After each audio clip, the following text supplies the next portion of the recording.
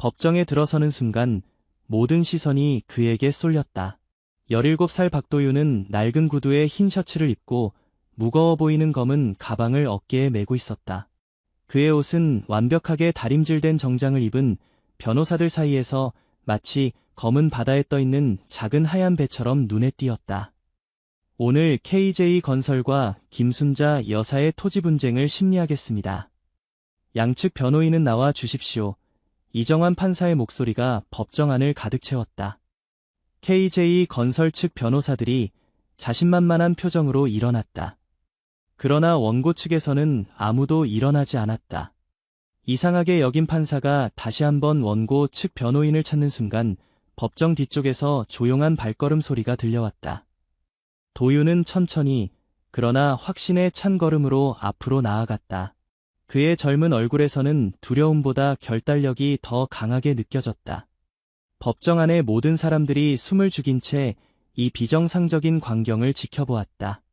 몇몇 변호사들은 코웃음을 치며 무시하는 눈길을 던졌지만 도윤은 그들의 시선을 무시한 채 앞만 보았다.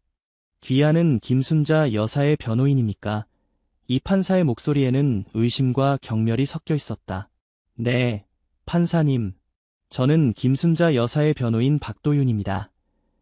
그의 또렷한 목소리가 법정 안을 가득 채웠을 때 법정 뒤쪽에서 허리가 굽은 노인 한 명이 떨리는 손으로 일어났다. 김순자 여사였다. 그녀의 주름진 얼굴에는 걱정과 희망이 동시에 서려 있었다. 저 아이가 제 변호사가 맞습니다. 다른 아무도 저를 도와주지 않았어요. 그녀의 말에 법정 안은 더욱 소란스러워졌다. 이 판사는 망치를 내리쳤다. 조용히 하십시오. 자격 증명을 요구합니다. 지금 당장. 도윤은 가방을 내려놓고 봉인된 서류 봉투를 꺼냈다. 그리고 그 순간 모두의 예상을 뒤엎을 법정 싸움이 시작되려 하고 있었다. 도윤이 증거 서류를 정리하면서 잠시 생각에 잠겼다. 그의 마음은 서울 외곽의 허름한 아파트 단지로 돌아갔다. 빗물이 새는 작은 방, 누렇게 변한 벽지, 그리고 그 안에서 꿈을 키우던 어린 소년의 모습이 스치듯 떠올랐다. 도윤아, 엄마는 내가 자랑스러워. 매일 밤 청소부 일을 마치고 돌아온 박 여사의 지친 목소리가 그의 귀에 메아리 쳤다. 도윤의 어머니는 강남의 고급 사무실을 청소하는 일을 하며 새벽같이 집을 나서 밤늦게야 돌아오는 고된 일상이었지만 그녀는 단 한 번도 불평하지 않았다. 그녀에게 도윤은 희망이었다. 도윤이 갓난아기였을 때 가족을 떠난 아버지의 빈자리를 채우려는 듯 그녀는 더 열심히 일했다. 한밤중에 짐을 챙겨 떠나더라. 어머니가 아버지에 대해 말한 것은 그게 전부였다. 비 내리는 새벽, 작별 인사 한마디 없이 가방 하나 들고 떠난 남자. 그 이후로 도윤은 아버지의 얼굴을 본 적이 없었다. 어린 도윤은 남들과 달랐다. 다른 아이들이 축구공을 차며 뛰어다닐 때 그는 엄마가 쓰레기통에서 주워온 사전과 책을 읽었다. 5살 때 이미 어른들도 놀랄 정도의 단어를 사용했고 7살 때는 신문을 똑바로 읽을 수 있었다. 이 아이는 특별해요. 초등학교 교사가 박 여사에게 말했던 날 그녀는 눈물을 흘렸다. 가난한 청소부의 아들이 특별하다는 말을 들을 수 있다는 것은 그녀에게 기적 같았다. 도윤이 10살이 되던 해겨울 그의 삶에 또 다른 특별한 존재가 들어왔다. 집 근처 골목에서 발견한 진도견 한 마리였다. 작고 야인 강아지는 추위에 떨고 있었고 도윤은 망설임 없이 그를 품에 안아 집으로 데려왔다. 엄마, 이 강아지가 너무 추워해요. 우리랑 같이 살게 해주면 안 될까요? 박 여사는 한숨을 쉬었다. 그들의 생활은 이미 빠듯했다. 하지만 아들의 간절한 눈빛을 외면할 수 없었다. 진도견은 충성심이 강하고 영리한 개야. 하지만 먹이는 내가 책임져야 해. 도윤은 강아지에게 정이라는 이름을 지어주었다. 이름처럼 정이는 날카로운 지능과 놀라운 충성심을 보여주었다. 정이는 도윤이 공부할 때 언제나 그의 발치에 누워 있었고 도윤이 학교에 갔다 돌아올 때면 현관문 앞에서 기다렸다. 도윤은 중학생도 풀지 못하는 수학 문제를 풀었고 12살 때는 지역 글쓰기 대회에서 부유한 사립학교 학생들을 제치고 우승했다. 그의 글은 심사위원들의 마음을 움직였다. 가난한 소년이 그린 정의와 평등에 대한 아름다운 세상의 모습이 그들의 가슴을 울렸다. 이준호 선생님은 도윤의 재능을 발견한 첫 번째 사람이었다. 그는 한 권의 법률책을 가져와 도윤에게 말했다. 누구도 너를 다르게 생각하게 하지 마. 도윤 학생, 축하합니다. 서울 대명고등학교에서 전액 장학금을 제공하기로 결정했습니다. 이준호 선생님의 목소리는 기쁨으로 가득했지만 도윤의 마음은 복잡했다. 서울의 엘리트 학교로 진학한다는 것은 작은 아파트를 떠나 낯선 세계로 뛰어드는 것을 의미했다. 하지만 어머니의 눈물 어린 미소를 보며 그는 이 기회를 잡기로 결심했다. 우리 아들, 드디어 내 재능에 맞는 곳을 찾았구나. 어머니가 속삭였다. 대명고등학교 첫날, 도윤은 즉시 자신이 다른 세계에 들어왔음을 깨달았다. 반짝이는 대리석 바닥, 최신 컴퓨터 장비, 그리고 예제차에서 내리는 학생들. 그의 낡은 교복과 해진 가방은 누가 봐도 눈에 띄었다. 너 어디서 왔어? 이런 학교에 어떻게 들어왔지? 쉬는 시간에 한 학생이 놀리듯 물었다. 장학생이래. 가난뱅이가 우리 학교에 오다니. 학생들이 속삭였다. 교실 뒤에 앉아 도윤은 이 모든 말을 들었지만 아무런 반응도 보이지 않았다. 그는 공부에만 집중했다. 수학 시간에 그는 어려운 문제를 가장 먼저 풀었고 국어 시간에는 가장 깊은 분석을 제시했다. 그의 성적은 곧 전교 1등으로 올라섰다. 쟤는 로봇인가 봐. 감정도 없이 공부만 하네. 아냐, 분명 부정행위를 했을 거야. 그렇지 않고 어떻게 우리보다 잘해? 모욕과 소외감이 도윤을 따라다녔지만 그는 매일 밤 어머니의 말을 기억했다. 도윤아, 내가 특별한 이유는 머리가 좋아서가 아니라 그 마음이 강하기 때문이야. 집에서는 정의가 그의 유일한 위안이었다. 이제 어엿한 성견이 된 진도견은 도윤이 학교에서 돌아올 때마다 반갑게 맞아주었고 때로는 도윤의 눈물을 핥아주며 위로했다. 전환점은 학교가 토론 동아리를 개설했을 때 왔다. 첫 번째 토론 주제는 한국 교육 시스템의 불평등이었다. 도윤은 자신의 경험을 바탕으로 너무나 열정적이고 논리적인 연설을 했고 교실은 완전한 침묵에 빠졌다. 교육은 모든 이에게 공평해야 합니다. 하지만 현실은 그렇지 않습니다. 저는 그 불평등의 증인이자 그것을 바꾸고 싶은 사람입니다. 그날 이후 몇몇 학생들의 시선이 바뀌기 시작했다. 소수였지만 진정한 친구들이 생겼다. 그러나 더 중요한 것은 도윤 스스로가 자신의 목표를 더 명확히 하게 되었다는 점이었다. 난 변호사가 될 거야. 나처럼 목소리를 내지 못하는 사람들을 위해 싸울 거야. 이 결심은 그의 모든 공부의 방향을 제시했다. 밤늦게까지 법률 서적을 읽고 사회 문제에 관한 글을 쓰고 유명 변호사들의 변론을 분석했다. 그리고 이 모든 경험이 지금 이 순간 법정에서 첫 사건을 맡은 그를 만들어냈다. 토론 대회에서의 눈부신 활약 덕분에 도윤은 조기 졸업 프로그램에 지원할 수 있는 기회를 얻었다. 15살에 다른 학생들보다 2년이나 앞서 고등학교를 마치고 법대에 입학한 그는 캠퍼스에서 가장 어린 학생이었다. 저 학생 봤어. 15살인데 신동이래. 말도 안 돼. 어떻게 우리랑 같은 수업을 듣는 거지? 첫 수업에 들어선 도윤은 모든 학생들이 자신보다 최소 3살에서 많게는 8살까지 나이가 많다는 것을 알았다. 대학의 강의실은 고등학교와 달리 웅장했고 교수들은 냉정했다. 그의 나이를 알고 있는 교수들 중 일부는 그를 시험하려는 듯 더 어려운 질문을 던졌다. 박도윤 학생, 대법원 2015년 판결에서 인용된 법 원칙을 설명해보세요. 도윤은 눈 하나 깜짝하지 않고 완벽한 답변을 내놓았다. 그의 대답에 강의실은 잠시 정적에 빠졌다. 대학 생활은 고등학교보다 더 고독했다. 대부분의 학생들은 밤에 술을 마시러 가거나 소개팅에 바쁜 시간을 보내는 동안 도윤은 도서관에 처박혀 있었다.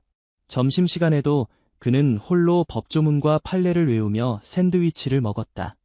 어느 날 비가 쏟아지는 밤, 도서관 관리인이 그에게 다가왔다. 학생, 매일 여기서 이렇게 늦게까지 공부하는 이유가 뭐야?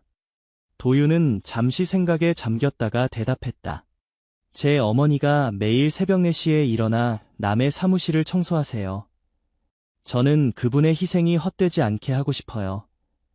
집에서는 정희가 그의 유일한 친구였다.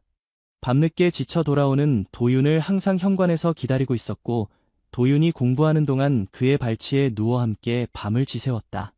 때로는 도윤이 책상에서 잠들면 정희가 이불을 물어다 덮어주기도 했다. 그렇게 3년이 지났다. 다른 학생들이 취업 걱정에 술을 마시고 밤을 새울 때 18살의 도윤은 법대를 최우수 성적으로 졸업했다. 대학신문에는 역대 최연소, 법대 졸업생 박도윤이라는 제목의 기사가 실렸다. 그러나 현실은 냉혹했다. 이력서를 보낸 모든 대형 로펌에서 거절당했다. 면접에 간신히 불려갔을 때도 채용 담당자들은 그의 나이만 보고 코웃음 쳤다. 이런 일은 경험이 중요합니다. 당신은 아직 너무 어려요. 우리 의뢰인들이 아이에게 법률 상담을 받는다고 생각하면 어떨까요? 좌절감이 점점 커져갔다.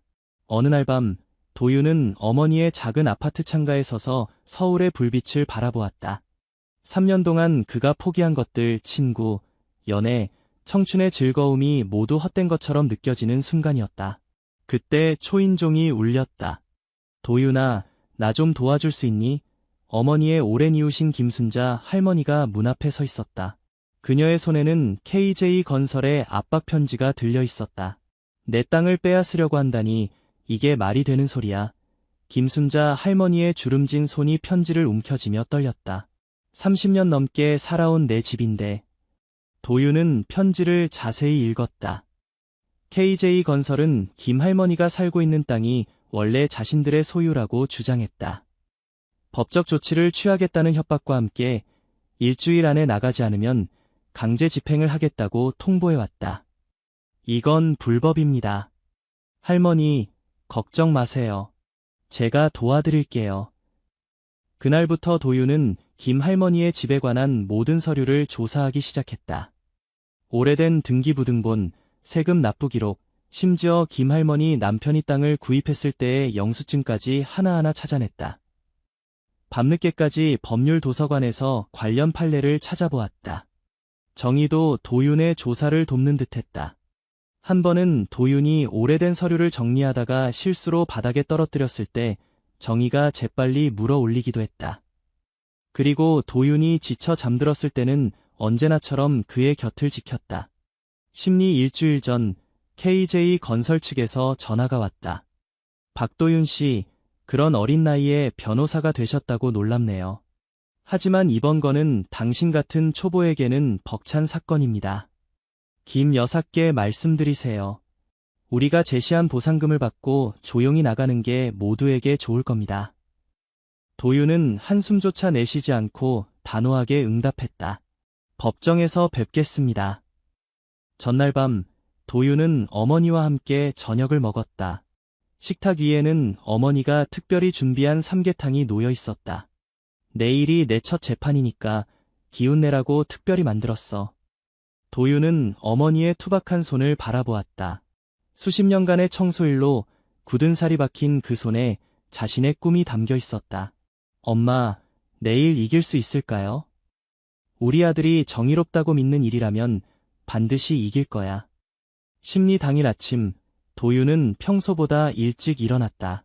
어머니가 다려놓은 파란색 셔츠와 검은색 바지를 입고 구두약을 바른 낡은 구두를 신었다.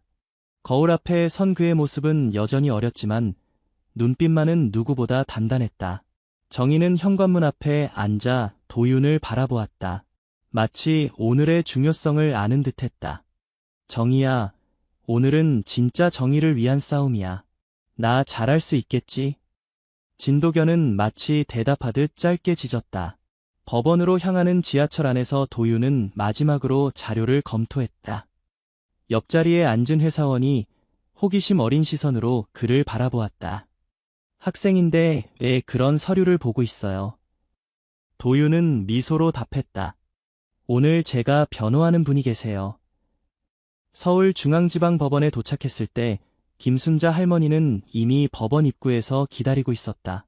그녀의 낡은 한복과 도윤의 검소한 차림새가 고급 정장을 입은 변호사들 사이에서 더욱 도드라졌다.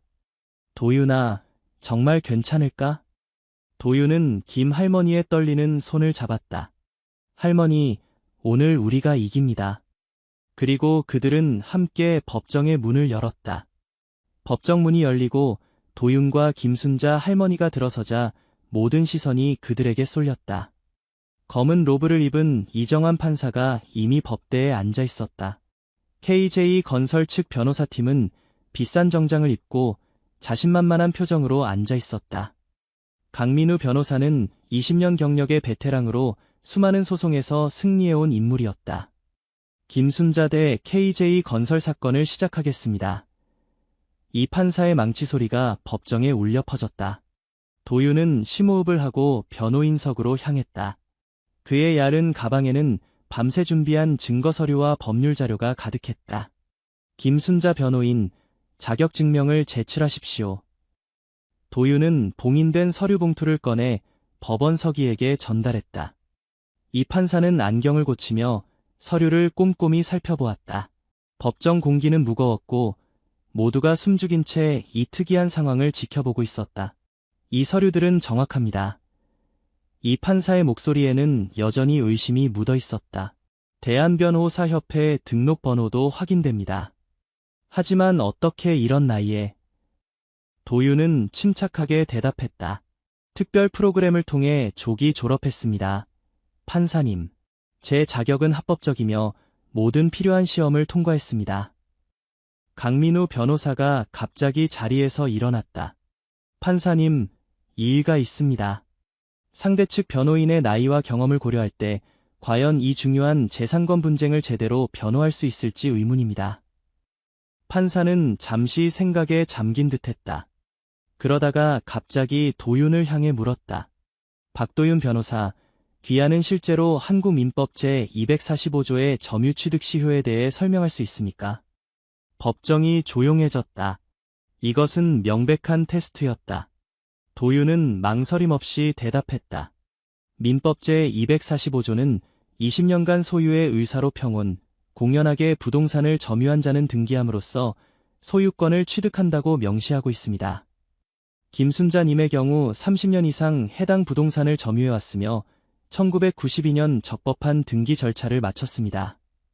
대법원 2015년 판례에서도 유사한 사례에 대해 장기 점유자의 권리를 인정한 바 있습니다. 법정이 술렁였다. 이 판사는 눈썹을 치켜 올리며 서기를 향해 고개를 끄덕였다. 자격이 확인되었습니다. 재판을 진행하겠습니다. 이 말에 김순자 할머니의 긴장된 얼굴에 작은 희망이 스쳤다. 반면 강민우 변호사는 처음으로 긴장한 듯한 표정을 지었다. 그는 예상치 못한 상대를 만난 것이다. 도윤은 자신의 첫 승리를 차분히 받아들였다. 하지만 이것은 시작에 불과했다. 진짜 싸움은 이제부터였다. 그럼 본격적인 심리를 시작하겠습니다. 이 판사의 목소리가 법정에 울려 퍼졌다. 도윤은 자리에서 일어나 첫 증거물을 제시할 준비를 했다. 법정의 모든 시선이 그에게 고정되었다. 그는 배심원석과 방청석에 앉은 사람들의 얼굴에서 의심, 호기심, 그리고 여전히 남아있는 조롱을 읽을 수 있었다. 그러나 이제 그런 시선에 흔들릴 여유가 없었다. 존경하는 재판장님, 이 사건의 핵심은 매우 단순합니다. 도윤의 목소리는 예상보다 더 굳건했다. 김순자 할머니와 그의 가족은 30년 이상 이 토지를 합법적으로 소유해왔습니다. KJ건설이 제시한 소유권 주장은 최근에 조작된 것입니다. 도윤은 첫 번째 증거물을 내밀었다. 1992년에 작성된 토지 등기부 등본이었다. 이 문서는 김순자 할머니의 남편이었던 김정석 씨가 합법적으로 이 토지를 구매했음을 증명합니다. 당시 매도인의 서명과 날인이 모두 확인됩니다. 이 판사는 문서를 자세히 살펴보며 고개를 끄덕였다. 법정 안의 공기가 조금씩 바뀌고 있었다. 어린 변호사가 보여주는 전문성과 자신감의 놀란 표정이 하나둘 보이기 시작했다. 반면 KJ건설이 제출한 소유 문서에는 여러 의심스러운 점이 있습니다. 도윤은 두 번째 증거물을 꺼냈다. 이 문서에 있는 서명을 보십시오. 원래 문서의 서명과 비교했을 때 분명한 차이가 있습니다. 이 판사는 두 문서를 나란히 놓고 비교했다. KJ 건설 측 강민우 변호사의 얼굴이 살짝 굳어졌다. 게다가 도윤은 계속해서 말했다. 김순자 할머니는 30년간 매년 재산세를 성실히 납부해왔습니다. 여기 세금 납부 기록과 영수증이 있습니다. 도윤은 세 번째 증거물로 오래된 세금 영수증 묶음을 제출했다. 낡고 누렇게 변한 종이들이었지만 모두 김순자의 이름으로 납부된 정식 영수증이었다. 강민우 변호사가 조급하게 자리에서 일어났다. 재판장님, 이런 오래된 영수증이 법적 소유권을 증명하지는 못합니다. 우리는 더 최근에 법적 권리 이전 문서를 가지고 있습니다. 도윤은 침착하게 반박했다. 그 최근의 문서야말로 검증이 필요합니다. 저는 전문가의 필적 감정을 청했고 결과는 명백합니다. 그는 독립적인 필적 전문가의 보고서를 제출했다. 보고서는 KJ 건설이 제출한 문서의 서명이 원래 매도인의 것과 일치하지 않는다고 결론지었다. 법정은 다시 술렁였다. 방청석에 앉아있던 몇몇 변호사들은 이제 진지하게 도윤의 증거 제시를 지켜보고 있었다. 김순자 할머니는 떨리는 손으로 자신의 눈물을 닦았다. 오늘의 심리는 여기까지입니다. 다음 심리는 일주일 후로 하겠습니다. 양측은 추가 증거를 준비하십시오. 이 판사가 선언했다. 도윤이 자리로 돌아갔을 때 김순자 할머니가 그의 손을 꼭 잡았다. 고마워, 도윤아. 일주일 후 법정은 더욱 많은 사람들로 가득 찼다. 첫 번째 심리에서 어린 변호사가 보여준 놀라운 능력에 관한 소문이 법조계에 퍼졌고 많은 변호사와 법대생들이 방청석을 채웠다. 법정문이 열리고 이정환 판사가 입장하자 모두 자리에서 일어섰다. 재판을 속개하겠습니다. KJ 건설 측 변호인, 뒤측의 주장을 펼치십시오. 강민우 변호사가 자신감 넘치는 걸음으로 앞으로 나섰다. 그의 회색 양복은 완벽하게 다림질되어 있었고 금태 안경 뒤로 날카로운 눈빛이 빛났다. 존경하는 재판장님, 강민우의 목소리는 깊고 권위 있었다. 우리는 김순자 씨가 이 부동산에서 오랫동안 살아왔다는 점을 부정하지 않습니다. 그러나 소유권은 전혀 다른 문제입니다. 그는 가죽 서류 가방에서 두꺼운 서류 묶음을 꺼냈다. 이 문서들은 2010년 김정석 씨가 재정적 어려움으로 인해 해당 토지의 권리를 우리 회사에 매각했음을 증명합니다. 물론 김순자 씨에게 계속 거주할 권리를 주었지만 법적 소유권은 우리에게 있습니다.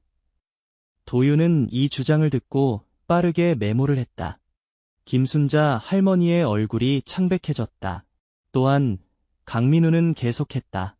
박 변호사가 제출한 필적 감정은 적절한 절차를 거치지 않았습니다. 우리는 법원이 인정하는 공식 감정인의 보고서를 준비했습니다. 그는 또 다른 서류를 제출했다. 이 보고서는 서명이 진짜임을 확인합니다. 방청석에서 작은 소란이 일었다. 이 판사는 망치를 두드려 조용히 시켰다. 박도윤 변호사, 반박하시겠습니까? 도윤은 자리에서 일어났다. 그의 얼굴은 여전히 침착했다. 네, 판사님. 먼저 김정석 씨는 2008년에 이미 사망하셨습니다. 여기 사망 증명서가 있습니다. KJ 건설이 주장하는 2010년 계약은 이미 돌아가신 분과 맺었다는 말이 됩니다. 법정이 다시 술렁였다. 강민우 변호사의 얼굴이 잠시 굳었다가 곧 회복되었다. 이는 단순한 문서상의 오류입니다. 실제 계약은 김정석 씨가 생존해 계실 때 체결되었습니다. 도윤은 고개를 저었다. 그렇다면 왜 김순자 할머니는 이 계약에 대해 전혀 모르고 계셨을까요? 또한 김정석 씨가 사망한 후에도 재산세 납부는 계속해서 김순자 할머니 이름으로 이루어졌습니다. 법적 소유권이 이전되었다면 세금 납부 의무도 이전되었어야 합니다. 강민우 변호사는 잠시 말문이 막힌 듯했다. 이 판사는 양측의 주장을 주의 깊게 들으며 메모를 했다. 추가 증거가 더 필요해 보입니다. 이 판사가 말했다. 다음 심리까지 양측은 모든 관련 세금 기록과 소유권 이전에 관한 추가 증거를 제출하십시오. 법정을 나서는 도윤의 어깨는 무거웠다. 다음 심리까지 단 3일. 그 짧은 시간 안에 결정적인 증거를 찾아야 했다.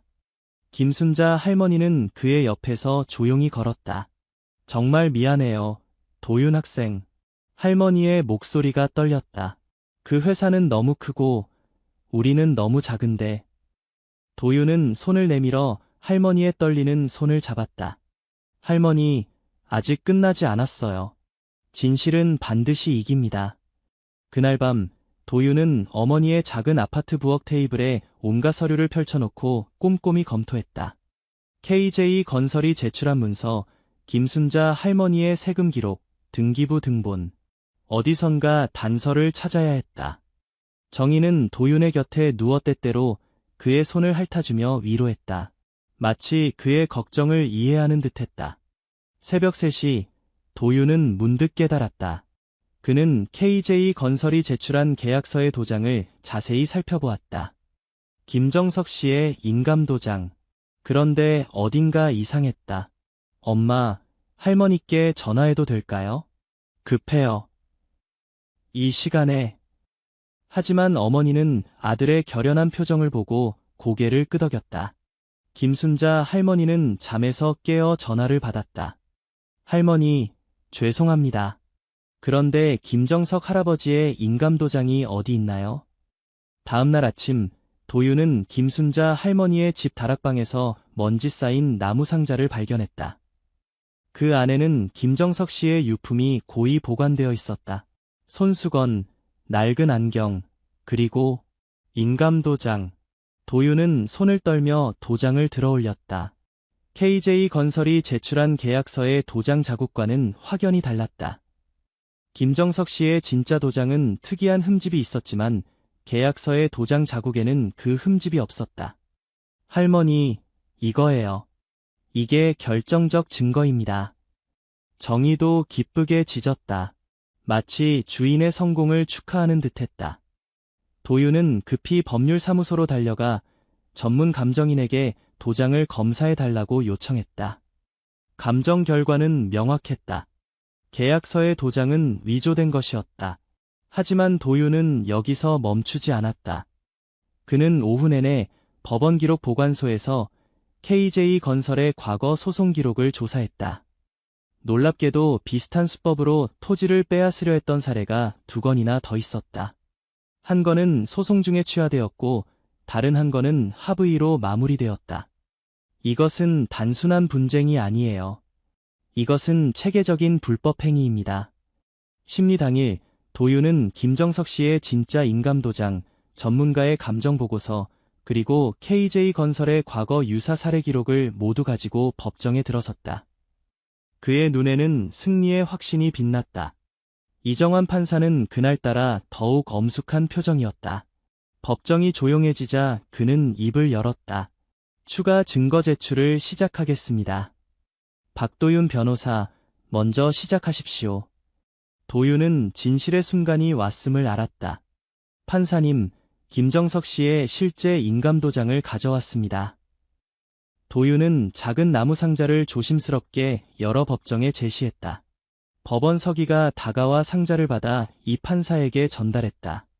모든 시선이 그 낡은 도장에 집중되었다.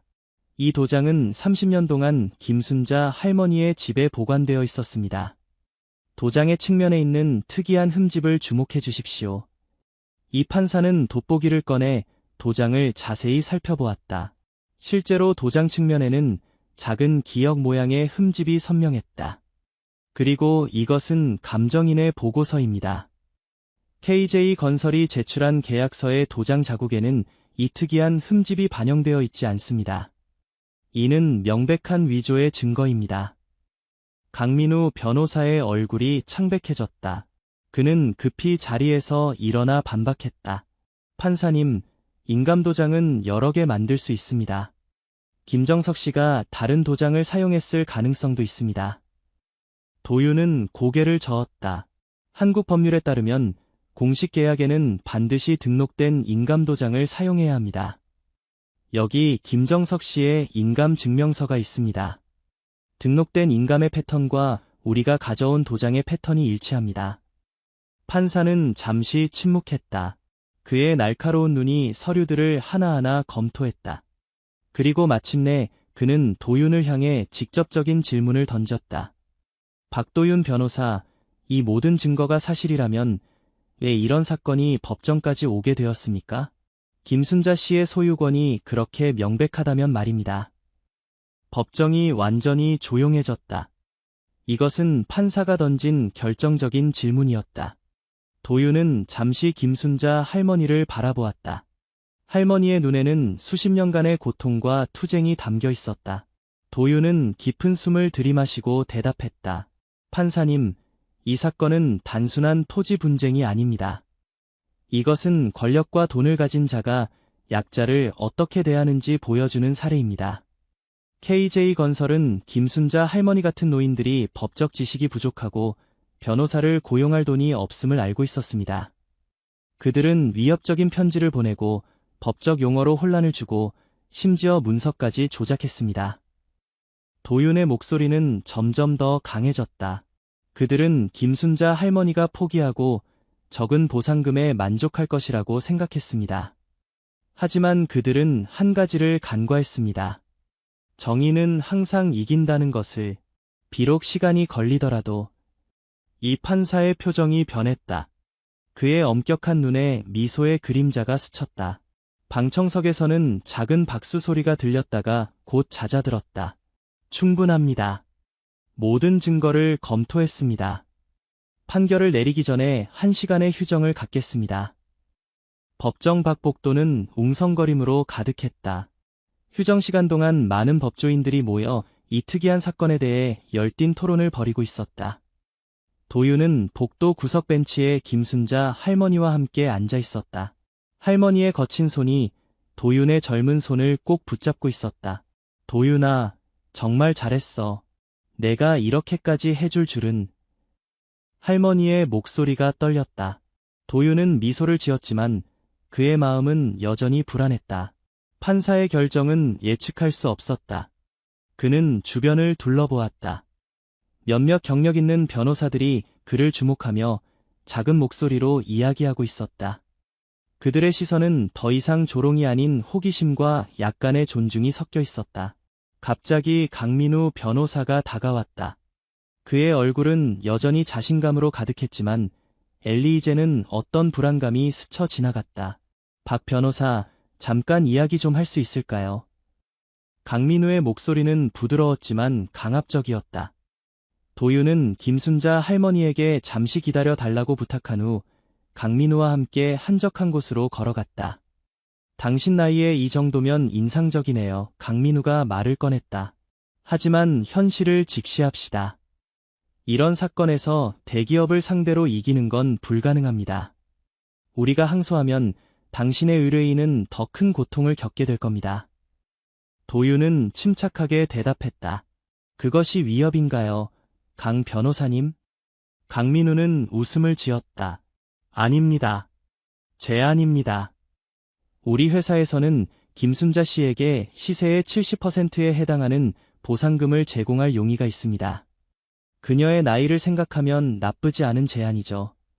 도윤은 잠시 생각에 잠겼다. 솔직히 매력적인 제안이었다. 하지만 그는 김순자 할머니의 눈물 젖은 얼굴, 30년간의 추억이 담긴 집을 떠나야 한다는 생각에 괴로워하는 모습을 떠올렸다. 강 변호사님, 이것은 단순히 돈의 문제가 아닙니다. 김순자 할머니에게 그 집은 단순한 부동산이 아니라 인생의 일부입니다. 그리고 무엇보다 정의의 문제입니다. 강민우의 얼굴이 굳어졌다. 이상주의는 법조계에서 오래가지 못합니다. 젊은 친구, 언젠가 당신도 알게 될 겁니다. 그가 돌아서려는 순간 복도 끝에서 법원 서기가 외쳤다. 재판을 재개합니다. 모두 법정으로 들어와 주십시오. 도윤의 심장이 빠르게 뛰기 시작했다. 그는 김순자 할머니에게 돌아가 그녀의 떨리는 손을 잡았다. 할머니, 어떤 결과가 나오더라도 우리는 최선을 다했습니다. 두 사람은 함께 법정 문을 향해 걸어갔다. 도윤의 젊은 얼굴에는 결연함이 깃들어 있었다. 그는 이제 더 이상 불안하지 않았다. 진실은 그들 편이었고 그는 그것을 모두에게 보여주었다. 법정 문이 열리고 모든 사람들이 다시 자리에 앉았다. 이정환 판사가 입장하자 법정은 완전한 침묵에 빠졌다. 모두 자리에 앉으십시오. 이정환 판사의 엄격한 목소리가 법정에 울려 퍼졌다. 그의 표정은 여전히 읽기 어려웠지만 눈빛에는 어떤 결단이 서려 있었다. 그는 책상 위에 놓인 서류들을 마지막으로 정리한 후 고개를 들었다. 본법원은 이 사건의 모든 증거와 양측의 주장을 면밀히 검토했습니다. 법정 안의 공기가 얼어붙은 듯했다. 도윤은 김순자 할머니의 손을 꼭 잡고 있었다. 할머니의 손은 차갑고 떨리고 있었다. KJ 건설 측 변호사들은 자신감 있는 표정을 유지하려 했지만 불안함을 완전히 감추지는 못했다. 이 사건의 핵심은 토지 소유권의 진정성과 법적 효력입니다.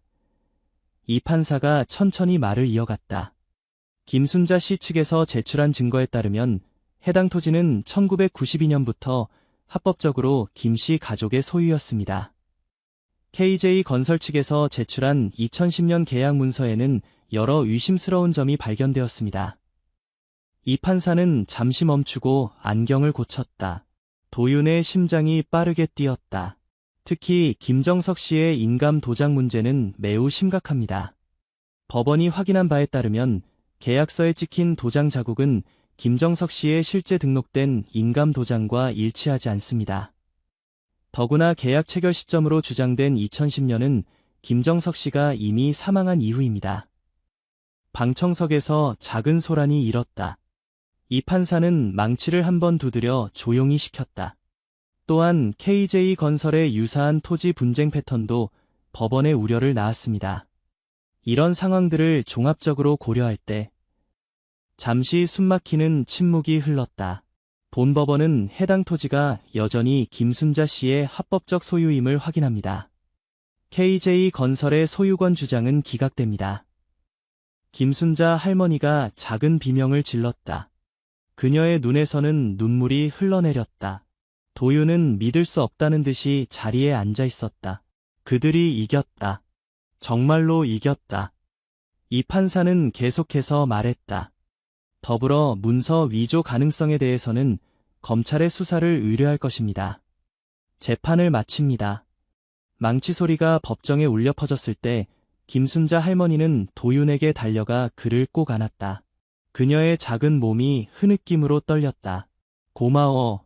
정말 고마워. 우리 집을 지켜줘서. 도윤도 감정이 복받쳐 할머니를 안았다. 방청석에서는 작은 박수 소리가 터져나왔다. 몇몇 변호사들은 경이로운 표정으로 이 장면을 지켜보았다. 강민우 변호사는 얼굴이 창백해진 채 서류를 급히 정리하고 있었다. 그는 도윤을 향해 잠시 시선을 던졌다. 그 눈빛에는 분노와 함께 어떤 인정도 섞여 있었다. 도윤은 이제 알았다. 이것은 단순한 법정 싸움의 승리가 아니었다. 이것은 정의가 승리한 순간이었다. 그리고 그는 그 정의의 도구가 되었다. 판결 이후 몇 주가 지났다. 서울의 가을 하늘은 맑고 높았다. 도윤의 첫 승소 소식은 여러 법률 뉴스와 블로그에 퍼졌다. 17세 소년 변호사, 대기업 상대로 승소라는 헤드라인이 사람들의 이목을 끌었다. 도윤의 작은 원룸 전화기는 쉴 새 없이 울렸다. 도움을 요청하는 사람들, 인터뷰를 원하는 기자들, 그리고 갑자기 그를 영입하고 싶어하는 로펌들. 하지만 그는 대부분의 제안을 정중히 거절했다. 그에게는 이미 계획이 있었다. 어느 맑은 토요일 오후, 도윤은 김순자 할머니의 집에서 작은 축하 모임을 가졌다. 할머니는 정성껏 준비한 음식들로 테이블을 가득 채웠다. 김치찌개, 갈비찜, 잡채, 평소 먹기 힘든 진수성찬이었다. 우리 영웅을 위한 자리야, 할머니가 웃으며 말했다. 모임에는 도윤의 어머니, 이준호 선생님, 그리고 도윤을 응원했던 몇몇 이웃들이 함께했다. 정의도 물론 함께였다. 진도견은 도윤 곁에서 한시도 떨어지지 않았고 가끔 테이블 아래서 음식 조각을 받아 먹으며 즐거워했다. 그들이 식사를 마치고 차를 마시고 있을 때 누군가 문을 두드렸다. 문을 연 도윤은 놀라움을 감추지 못했다. 이정환 판사였다. 들어와도 되겠습니까? 판사의 목소리는 법정보다 부드러웠다. 김순자 할머니가 황급히 일어나 판사를 맞이했다. 판사는 작은 선물 상자를 건네며 말했다. 축하드립니다, 김 여사님. 그리고 그는 도윤을 향해 고개를 돌렸다. 박도윤 변호사, 당신에게 사과와 감사를 전하고 싶었습니다. 도윤은 어리둥절했다. 저에게요, 판사님. 네, 처음에 당신을 의심했습니다. 나이만 보고 판단했죠. 하지만 당신은 진정한 법률가의 자질을 보여주었습니다. 정의를 위해 싸우는 용기, 치밀한 준비, 그리고 무엇보다 진실에 대한 헌신. 이 판사의 눈에는 진심이 담겨 있었다. 그는 주머니에서 명함을 꺼내 도윤에게 건넸다. 법원 인턴십에 관심 있나요? 당신 같은 젊은 인재가 필요합니다. 그날 밤 도윤은 어머니와 함께 집으로 돌아가는 버스에 앉았다. 창밖으로 서울의 밤 풍경이 지나갔다. 정희는 도윤의 발치에 조용히 누워 있었다. 엄마, 제가 꿈꾸던 세상이 가능할까요? 모든 사람이 공정하게 대우받는 세상. 어머니는 아들의 손을 꼭 잡았다. 오늘 내가 그 세상을 조금 더 가까이 만들었어. 일주일 후 도윤은 작은 사무실을 열었다. 벽에 붙인 간판에는 모두를 위한 정의라고 쓰여 있었다. 그는 가난하고 소외된 사람들을 위한 무료 법률 상담을 시작했다. 동시에 이 판사의 제안을 받아들여 주말에는 법원에서 인턴으로 일했다. 그의 첫 승소 이야기는 법대 학생들 사이에서 전설이 되었고 많은 젊은이들이 그의 발자취를 따르기를 원했다. 정희는 언제나처럼 도윤의 곁을 지켰다. 사무실에서도 도윤의 발치에 누워 의뢰인들을 반갑게 맞이했다. 많은 사람들이 진도견의 충성심과 영리함에 감탄했고 어떤 의뢰인들은 정의가 있어 더 편안함을 느낀다고 했다. 도윤은 이제 알았다. 진정한 성공은 화려한 사무실이나 고액 연봉이 아니었다. 그것은 한 사람의 삶을 바꾸는 것, 더 나아가 세상을 조금씩 더 정의롭게 만드는 것이었다. 그리고 그의 여정은 이제 막 시작되었다. 정의를 향한 그의 발걸음 곁에는 항상 또 다른 정의가 함께했다. 그의 충실한 동반자이자 첫 번째 지지자인 진도견 정혜.